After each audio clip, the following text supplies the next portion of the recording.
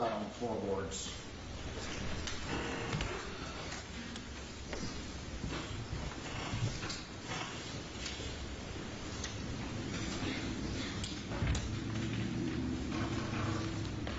Showing y'all state 7.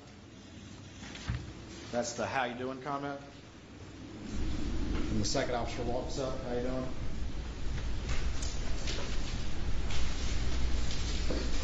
States 5. Also from the body cam.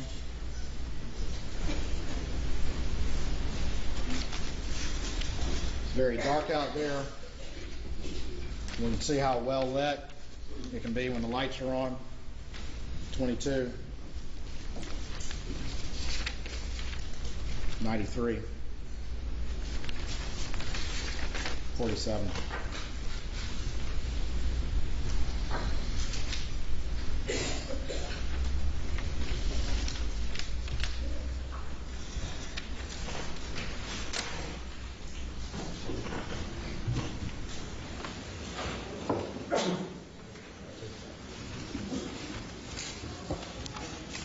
I'm almost done.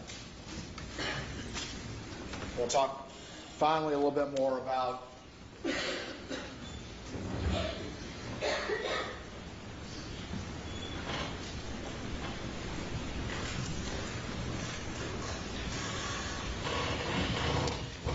defendant's story to you that he told on Thursday. We've already talked about it. Just a couple more things.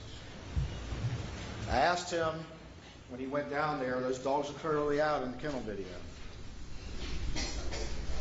I asked him if the dogs were alerting on anybody nearby or in the woods, as dogs do. And he said no. He said that their dogs were not doing that. You heard about the fact that he changed clothes, and you also heard testimony that his clothes smelled fresh and like laundry. See again, manufacturing this scene. You heard from his law partners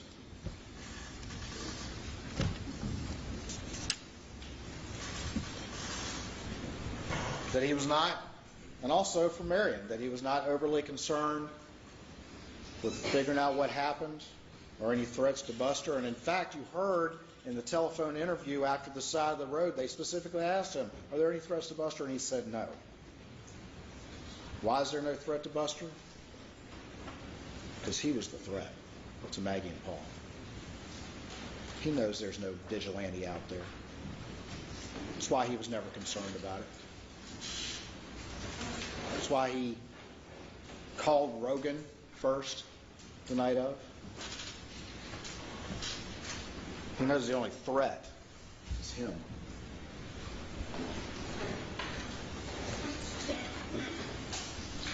I asked him if he could remember lying to all of those close to him, people that he trusted, that he stole from. He couldn't detail one single conversation. He couldn't remember his last conversation at the kennels.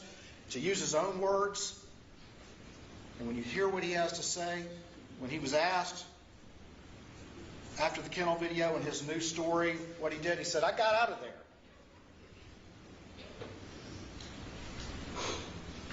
He's got that photographic memory, but can't remember what he was doing when he was his most active on that day. He didn't say, if only I had been there. If only I had gone to the kennels. If only I could have stopped it. If only I had been there a little longer. He says, I got out of there.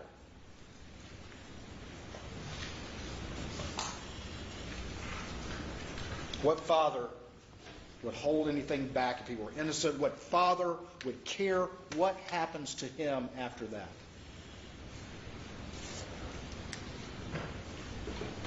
He claims he told you that he had cooperated with SLED. But he hadn't. There's nothing more important if someone's innocent, to telling law enforcement when the last time the victims were alive. I just saw them. I saw them at 8:50. I saw them at 8:49. They're still out there. Go get them.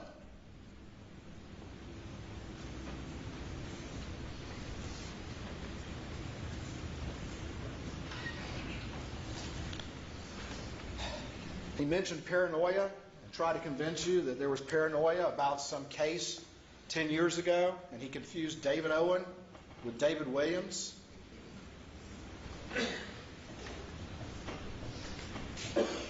He got on the stand, ladies and gentlemen, and as he got confronted with things, as he was allowed to keep talking, he kept adding a new factor and a new factor and a new factor to justify why he's lying to you, why he had lied to law enforcement, and to justify why he's telling you what he's telling you now.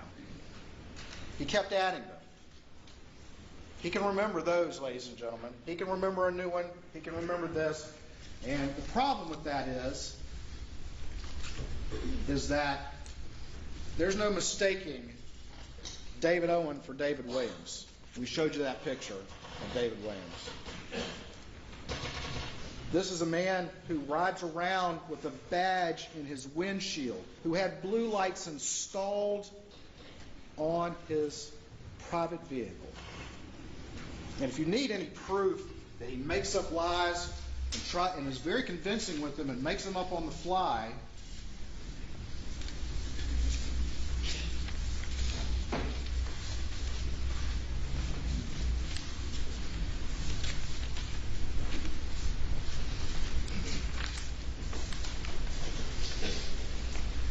the guy got caught flat-footed with the badge hanging out of his pocket. And tried to assert to you that sometime maybe it was an accident, that this badge is hanging out of his pocket. How is that an accident?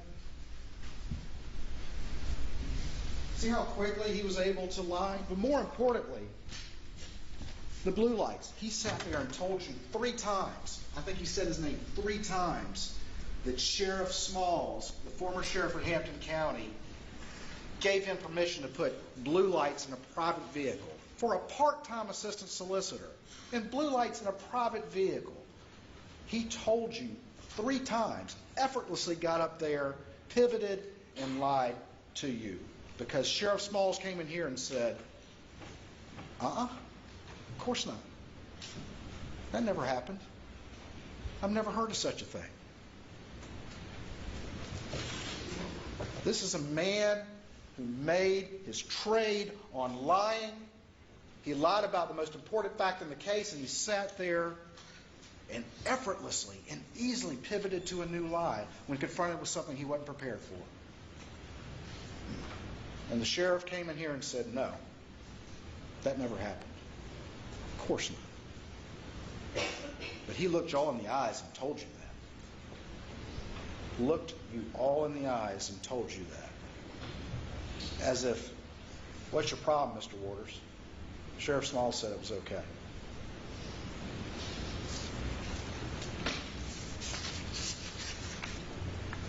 He tries to tell you that he was paranoid about having a bag of pills in his pocket. The man who had blue lights in his car and had a badge, rides around with a badge in his windshield. That's what he thinks of his power and prestige, and that's what he thinks of appropriate use of authority, is to put it up there. It only serves him. It's only there to serve him. But he's tried to also tell you that he gets paranoid, and so he's tried to lie about the most important fact that he could offer law enforcement when his wife and son were brutally murdered because he had a bag of pills in his pocket, but yet at the same breath says, I wasn't concerned about the law firm and that fair stuff. I'm not concerned about the boat case.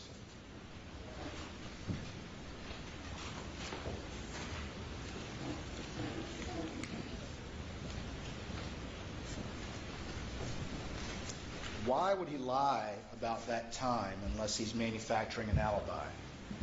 And that's just why it took him only 19 seconds to call 911, because he knew what he was going to find out there. This has all been constructed by him to try to confuse the situation.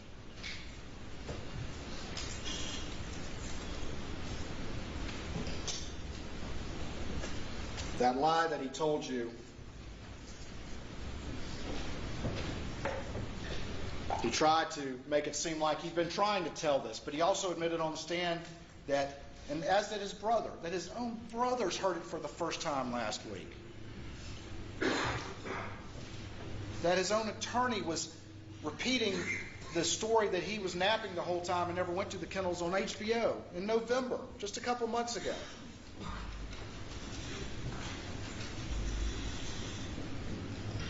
A lot of people lie, ladies and gentlemen.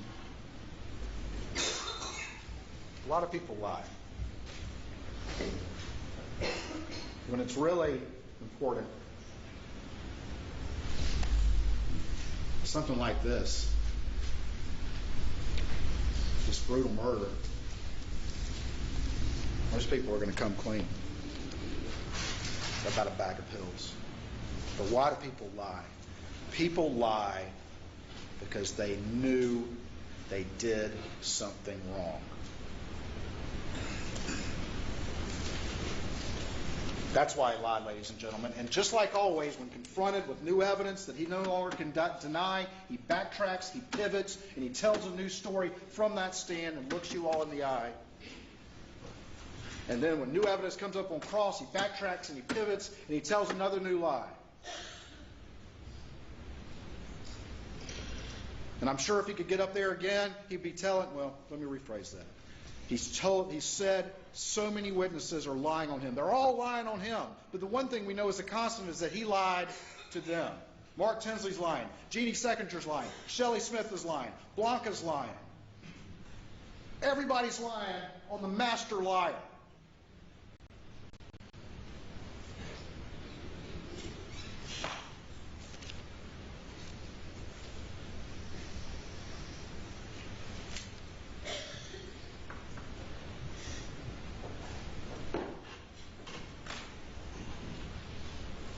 You heard him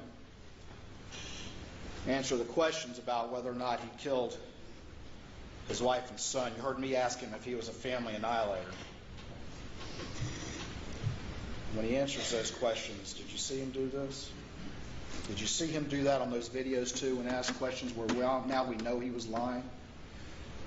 Is that the most classic tell ever? I'll leave that to you to decide. One thing I will agree with him that he said up there, oh, what a tangled web we weave when we first practice to deceive. How appropriate coming from that man.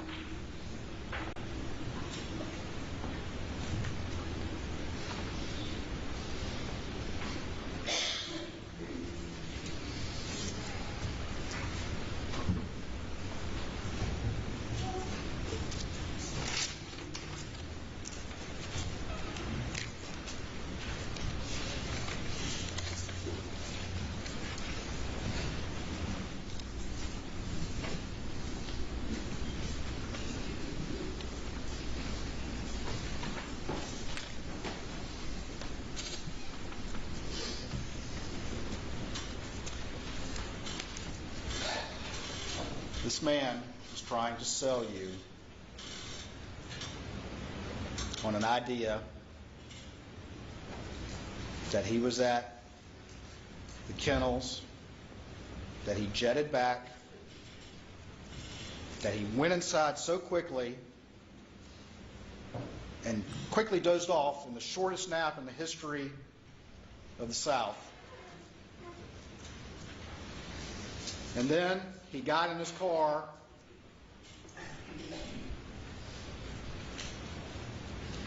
just seconds after the supposed vigilantes. These vigilantes that apparently are 5'2", that knew somehow that Paul and Maggie would be both at Moselle on the evening of June 7th between 8:44 and 9:02, that also knew that they would be alone at this time. They knew that Alec would not be at these kennels. And they also knew the property well enough to get to the kennels. They also assumed that they would find ammunition and guns there, so they didn't bring those. And they traveled the same route as Alec after his short 20-second nap. and knew that he would be visiting his mother at Alameda during that time. Those are the circumstances that you'd have to accept. The 5'2" vigilantes that arrived somehow in that tiny time period between 8:49 and 9:02, and that's given him every benefit of the doubt as to the story he told you, sprinkled with a bunch of new lies as well. But somehow they arrived during that time. The dogs never heard them or ran to them. Somebody put the dogs up in the wrong kennels. Somebody rolled up the hose.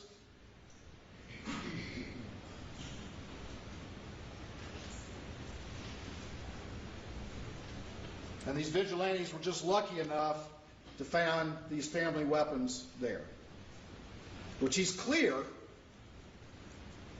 on the other side of it that he says were never there. He's so clear. Oh, we never had the blackout. We never rode around with the blackout.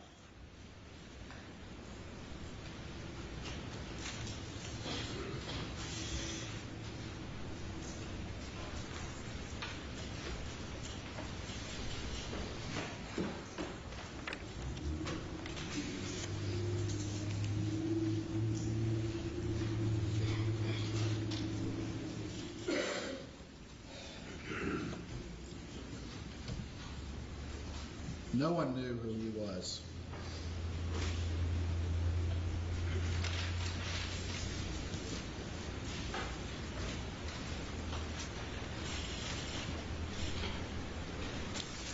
No one knew who this man was.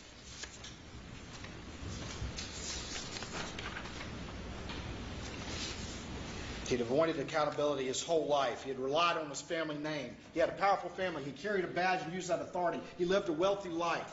But now finally, he was facing complete ruin. His father, who he idolized, who I worked with on occasion, was dying. His son was facing charges for the boat case. He was facing a civil action that not only could potentially ruin him, but expose the reality of what he'd been doing for years.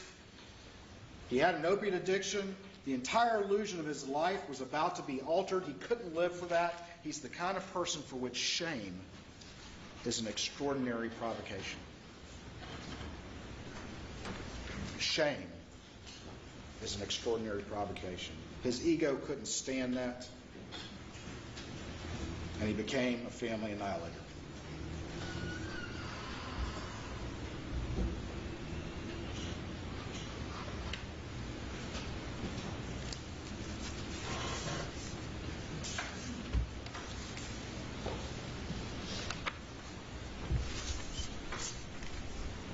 And I was thinking,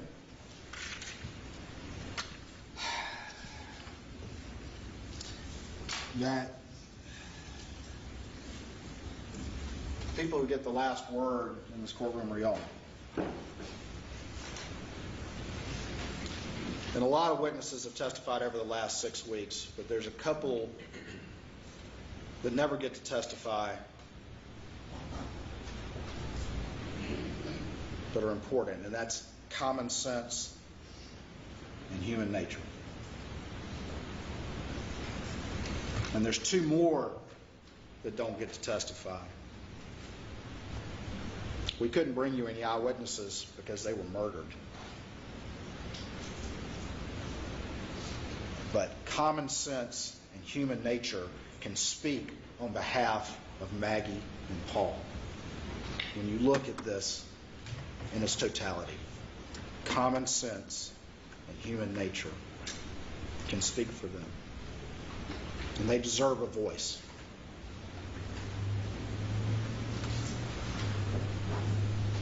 Everything he did was meant to try to frustrate the forensics as a lawyer and a prosecutor, with the 2 guns and the manufactured alibi, and not taking his phone down to the scene, deleting call logs, making short phone calls, bringing up the boat case, moving Maggie's phone, changing clothes, looking at Paul's phone, calling Rogan, or trying to call Rogan.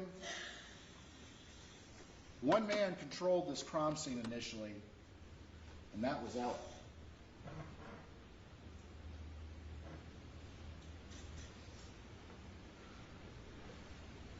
But there were some things he couldn't control. And we brought those to you.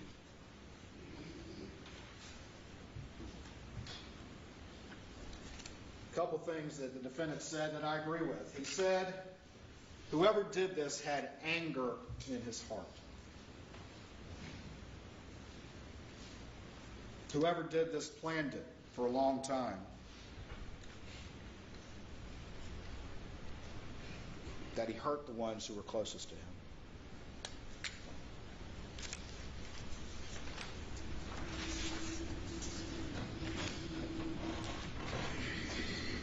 It may be hard to fathom, ladies and gentlemen, that when you put all these circumstances together and really understand who he was in the entirety of his life, and the pressures that he was facing from what he had been doing for so long,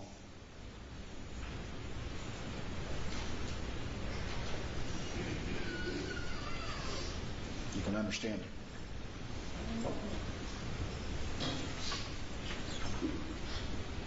There was one mistake, though, he didn't expect. And this is why he was worried about Paul's phone. This is why he's trying to get in touch with Rogan. And it was that kennel video that came up late in the investigation. And one of the things I asked him,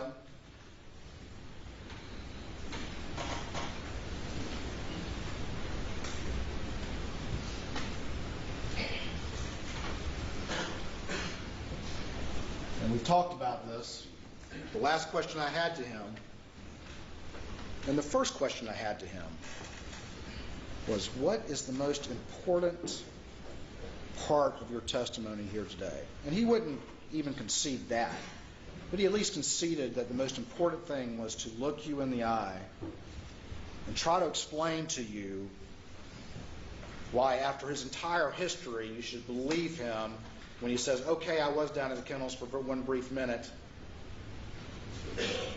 but I had nothing to do with this. And we went through that long cross in which he identified all these factors, from his partner saying having an attorney, you need to have an attorney present, to his distrust of SLED, to Dave Owen asking him about his relationship. And I asked him, at what point did you decide to lie? And he finally agreed, okay, it was in this interview. It was that moment in the June 8th interview. It was during that interview.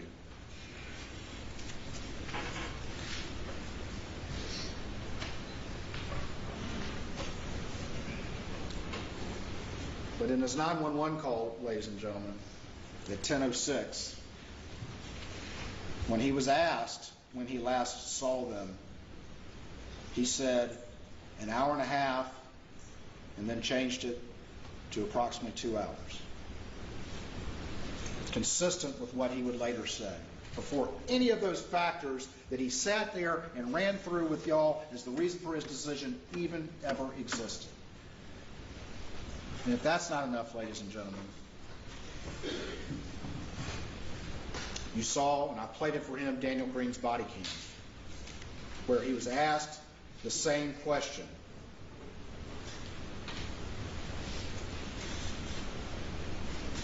And he said that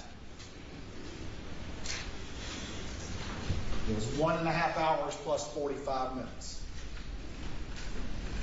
And all those factors that he identified to you as to why he supposedly lied, he was lying to you, ladies and gentlemen, when he made those up. He was lying to you when he made those up. Just like he's lied to everyone close to him. And he's good at it. He's good at it.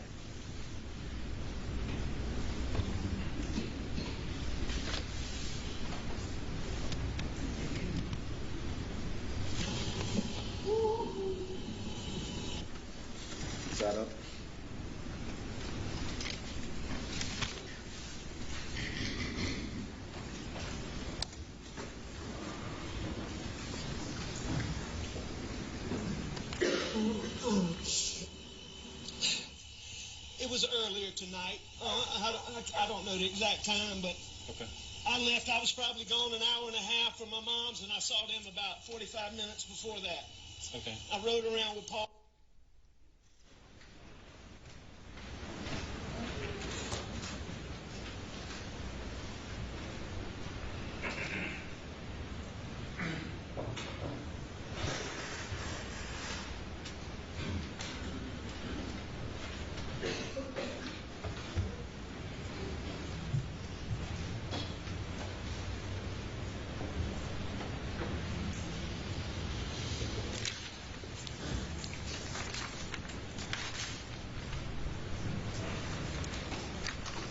Motive, the means, the opportunity, and ample evidence of guilty conduct and guilty conscience.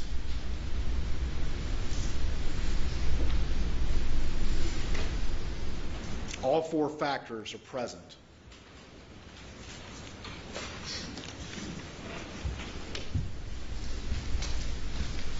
And Maggie and Paul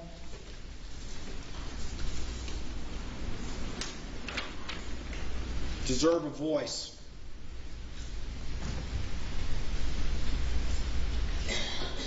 They need a voice because they can no longer speak. And this has been a tough job,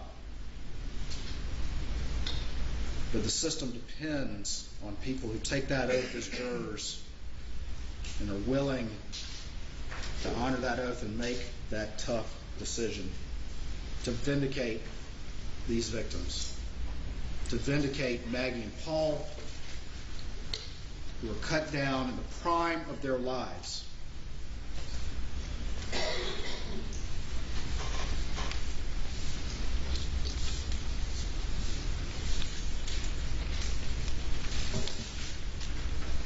This is a sealed exhibit. This is what he did. This is what he did right here.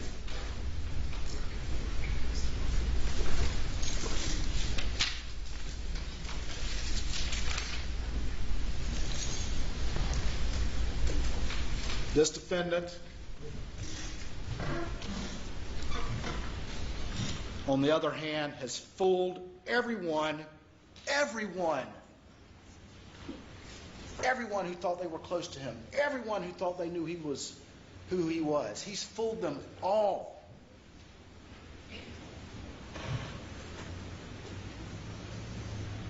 And he fooled Maggie and Paul too. And they paid for it with their lives. Don't let him fool you too. On behalf of the state of South Carolina, I ask you to return a verdict of guilty against the defendant, Richard Alexander Murdaugh, for the murder of his wife, Maggie, and his son, Paul, and for his possession of firearms during the commission of those malicious offenses. Thank y'all for your attention during this long trial.